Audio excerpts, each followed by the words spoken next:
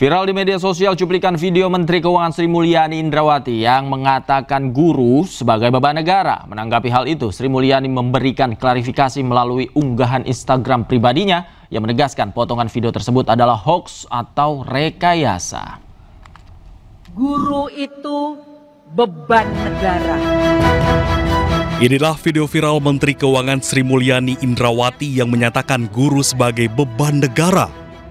Video tersebut merupakan hasil rekayasa dari video pidato Sri Mulyani. Jika diperhatikan dengan seksama, cuplikan video Sri Mulyani terlihat seperti diedit menggunakan kecerdasan buatan atau AI. Terkait video viral, Sri Mulyani membantah dan memberikan klarifikasi melalui unggahan di Instagram pribadinya. Sri Mulyani menegaskan potongan video yang telah beredar luas adalah hoax. Klaster kedua adalah untuk guru dan dosen. Dan itu belanjanya dari mulai gaji sampai dengan tunjangan kinerja tadi. Banyak di media sosial saya selalu mengatakan, oh menjadi dosen atau menjadi guru tidak dihargai karena gajinya nggak besar. Ini juga salah satu tantangan bagi keuangan negara. Apakah semuanya harus keuangan negara ataukah ada partisipasi dari masyarakat? Klaster ketiga di dalam ekosistem pendidikan atau belanja pendidikan adalah untuk sarana prasarana. Dari membangun sekolah, Bapak Presiden dalam hal ini sekarang meminta revitalisasi sekolah-sekolah yang rusak, sampai membangun sekolah baru seperti sekolah rakyat untuk anak-anak miskin, hingga membangun kampus-kampus dan laboratorium penelitian. Itu semuanya adalah masuk di dalam anggaran pendidikan, termasuk membangun rumah sakit pendidikan. Karena saya dari tadi sama Pak Menteri Kesehatan dan dia adalah ketua MBA-nya ITB, jadi harus saya sebut, kalau enggak nanti saya pulang enggak selamat sampai Jakarta. Dan itu adalah semuanya digunakan di dalam rangka untuk memperkuat ekosistem pendidikan dan penelitian di Indonesia. Ia pun mengajak semua pihak untuk lebih bijak dalam bermedia sosial.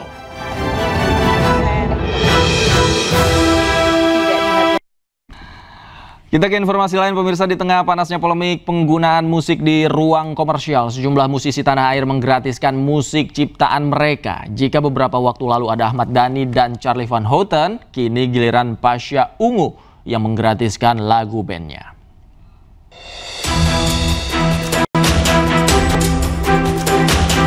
Polemik royalti musik di tanah air masih memanas. Musisi sekaligus anggota Komisi 8 DPR RI Sigit Purnomo Syamsuddin atau yang lebih dikenal Pasha Ungu pun angkat bicara. Ia memberi pernyataan menarik saat tampil di Samarinda, Kalimantan Timur. Pasha mengungkapkan band Ungu memberi hadiah pada para musisi jalanan dan pelaku usaha warung kopi di Kalimantan untuk bebas membawakan lagu Ungu tanpa harus membayar royalti. Hari ini di atas panggung ini kami ingin persembahkan hadiah untuk seluruh musisi jalanan, bebas membawakan lagu Ungu tanpa bayar. Buat warung-warung kopi, warung-warung makan yang ada di Kalimantan Timur, silakan bawa lagu Ungu tanpa harus bayar. Sebelumnya beberapa waktu lalu Ahmad Dhani melalui Instagram pribadinya menyatakan menggratiskan penggunaan lagu-lagu Dewa 19 bagi para pemilik kafe dan restoran. Tidak hanya itu, alih-alih mempermasalahkan, musisi Charly Van Houten justru berjanji memberi hadiah bila ia kebetulan berada di suatu tempat yang memutar atau membawakan lagu-lagunya. Sementara itu, Menteri Hukum RI Supratman Andi Aktas berkata pelaku usaha yang memutar musik lokal dan luar negeri di ruang komersial wajib membayar royalti. Ruang komersial yang dimaksud diantaranya restoran, kafe, toko, pusat kebugaran, dan hotel. Tim Liputan iNews melaporkan. DPR RI dan Menteri Hukum angkat bicara terkait sistem royalti musik di Indonesia. Kali ini tentang kebijakan WAMI yang kenakan royalti 2% untuk penggunaan musik di acara pernikahan.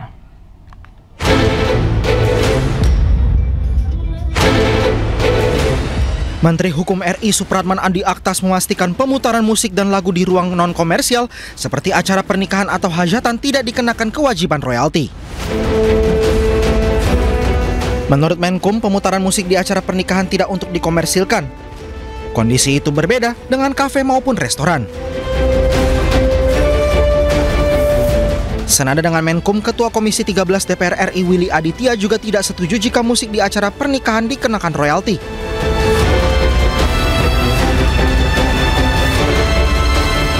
Selain tidak bersifat komersial dan meski menaruh penghormatan terhadap hak cipta, tidak lantas semua hal perlu dikonversi menjadi nilai komersil. Musisi bagus NTRL dengan gaya khasnya sempat mengkritisi kebijakan royalti di acara pernikahan melalui lagu yang ia ciptakan secara spontan. Dia pun mempersilahkan para penyanyi membawakan lagu ciptaannya di berbagai acara. Royalti mana royalti gue, royalti mana royalti gue. Gini-gini aja, gini-gini aja, gini-gini aja, gini-gini aja. Sebelumnya, Head of Corporate Communication and Membership WAMI, Robert Mulya Raharja menegaskan musik live yang tidak menjual tiket seperti pernikahan tetap dikenakan royalti yakni 2% dari biaya produksi musik. Pembayaran royalti disalurkan ke Lembaga Manajemen Kolektif Nasional dengan disertai daftar lagu yang digunakan. Tim Liputan iNews melaporkan. Sementara itu pemirsa, Bareskrim Polri resmi mengumumkan hasil tes DNA antara Ridwan Kamil dengan selebgram Lisa Mariana dan anaknya. Dari hasil pemeriksaan, ketiganya dinyatakan tidak memiliki kecocokan atau non-identik.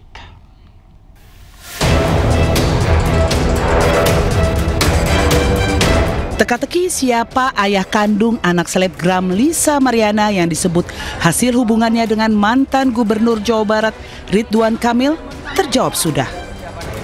Serangkaian pemeriksaan dan analisis DNA antara Ridwan Kamil, Lisa Mariana dan anak Lisa yang berinisial CA telah dilakukan Pusat Kedokteran dan Kesehatan Polri.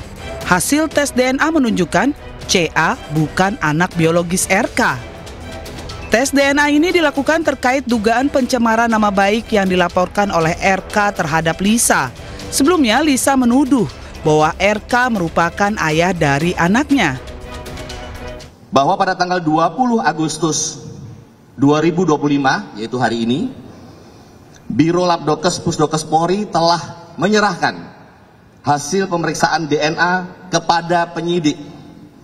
Dengan hasil bahwa saudara RK dan anak saudari LM berinisial CA tidak memiliki kecocokan DNA atau non-identik. Dari pemeriksaan DNA yang telah dilakukan, diperoleh hasil pemeriksaan laboratorium DNA sebagai berikut. A. Separuh profil DNA Selina Azura cocok dengan separuh profil DNA Lisa Mariana Presley Zulkandar. B. Separuh profil DNA Selina Azura lainnya tidak cocok dengan separuh profil DNA Muhammad Ridwan Kamil. Dari hasil analisis terhadap seluruh profil DNA yang diperoleh, maka telah dibuktikan secara ilmiah bahwa secara genetik Selina Azura adalah anak biologis Lisa Mariana Presley Zulkandar, bukan anak biologis Muhammad Ridwan Kamil. Sementara mantan Gubernur Jawa Barat Ridwan Kamil dan selebgram Lisa Mariana kompak tidak menghadiri pengumuman hasil tes genetik dan DNA di gedung Bareskrim Polri Jakarta. Keduanya pun diwakili kuasa hukum masing-masing. Dari Jakarta, Anissa Rizkia, Jaka Samsa, Yudi Permana, iNews melaporkan.